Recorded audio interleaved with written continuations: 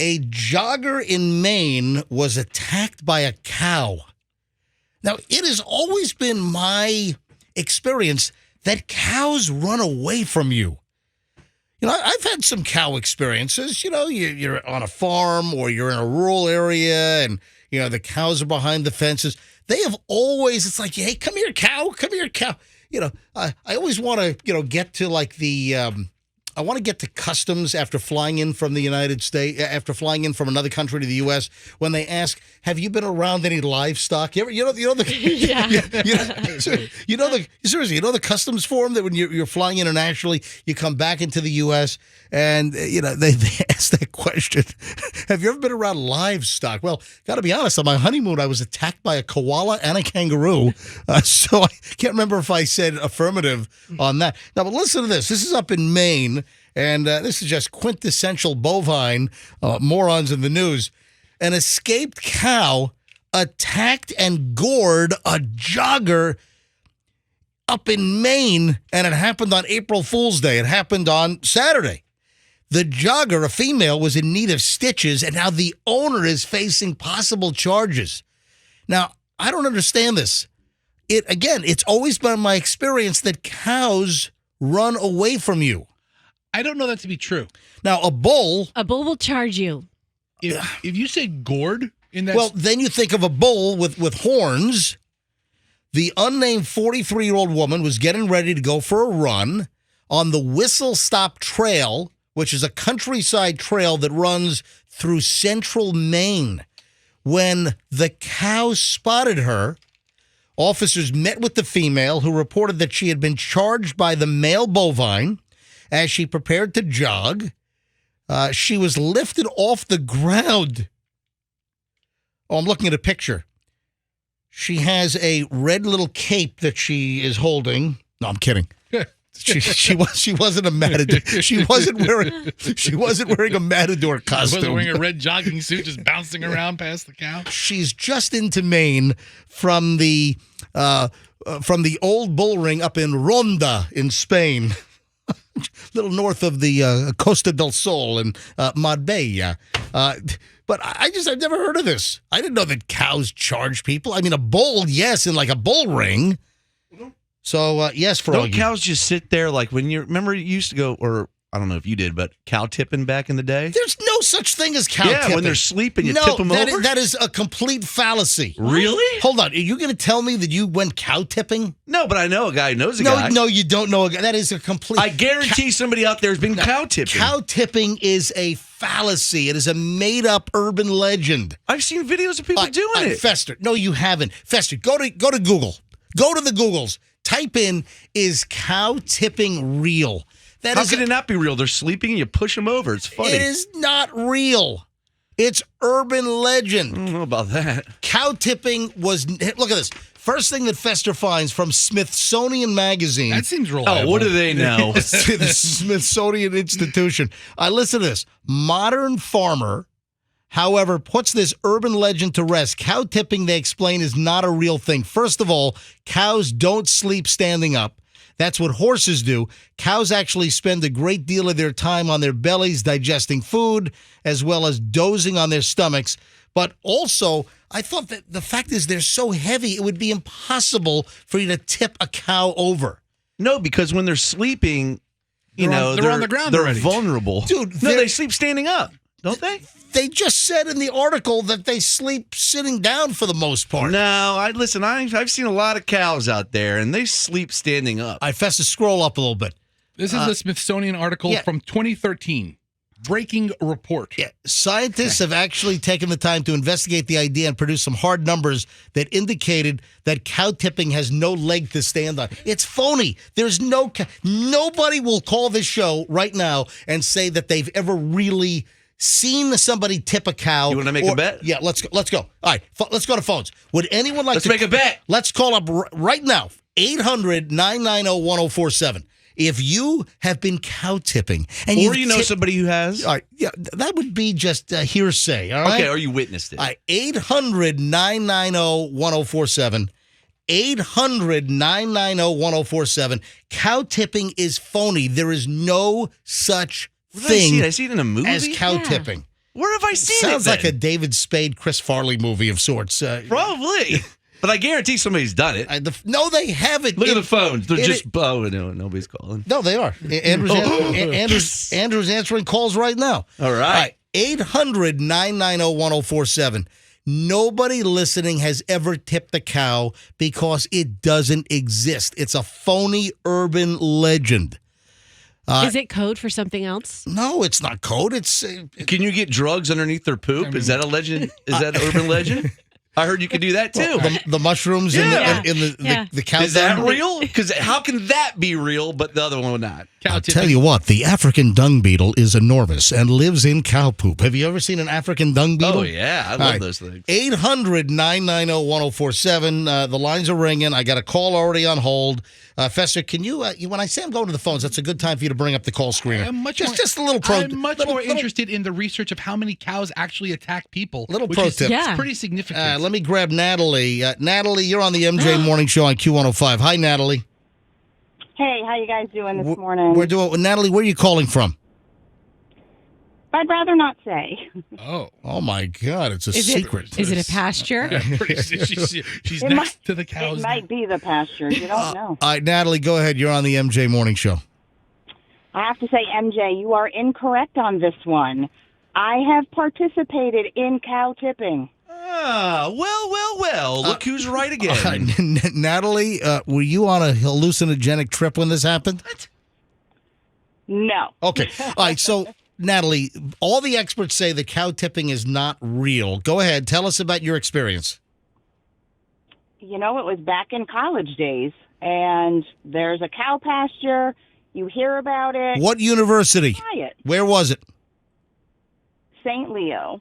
Ooh, good cows there. Good cows. St. Leo, right up in Pasco, right? Was it Correct. Dade City? That would be, adjacent to Dade. Yeah, right Technically, it's San Antonio. There's a lot of cows there. You got to give her that.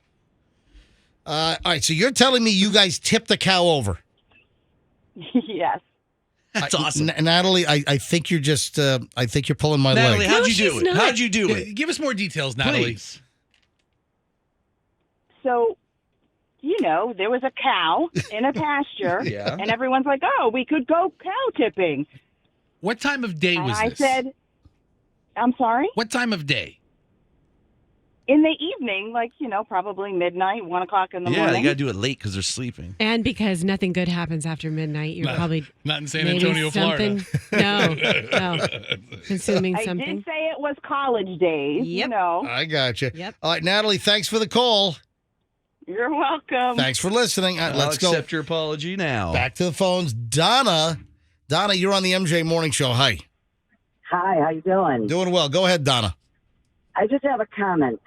If you were sleeping on the top of a bunk bed and somebody flipped you over, how would you feel? Oh, we're not condoning it. We're not condoning it. I'm just trying to say you that. think it's funny. Okay, I think a lot of to your show, everybody's laughing about it. You think it's funny. Donna, hang on a minute. You're misinterpreting. I'm saying the cow tipping is BS. Correct. But your fellow coworkers think it's funny. we've just It's not acknowledged funny. Donna. Oh my God, Donna, we've triggered Donna this morning. Donna, we might not- Donna's in Plant City. On her way to work. I'm sorry, Donna. Say that again. You triggered Donna on her way to work. Oh, my God. Donna, I'm sorry. Donna, where do you work? A dairy? What do you do?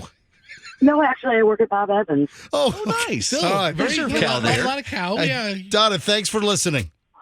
Bye. Save the cows. Which Bob Evans? I love Bob Evans. William is in Plant City. 2 Plant City calls back to back. Hey, Will. Morning. How you doing? We're doing fine. Go ahead. About that cow tipping incident, it's not really smart if you're only about 160 pounds.